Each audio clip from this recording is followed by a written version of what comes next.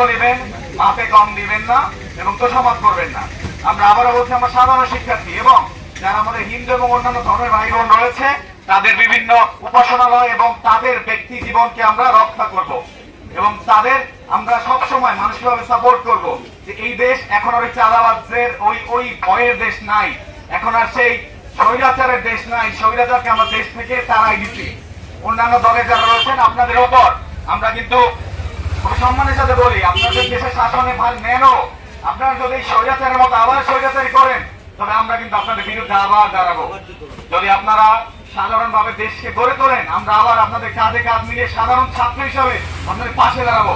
কিন্তু আবার যদি এই স্বৈরাচার আবার যদি দেশে জেগে ওঠে আমরা আবার রক্ত দেওয়ার জন্য প্রস্তুত। তাই বলতে চাই, এলাকাবাসী যারা আছেন, আমাদের বাবা তুল্য এবং আমাদের সিনিয়র জুনিয়র যারা রয়েছেন, আপনারা যদি না জাগেন তাহলে কিন্তু এই দেশে ভোর আসবে না। এখন দেশের যে অবস্থা, আমরাই পারি দেশটাকে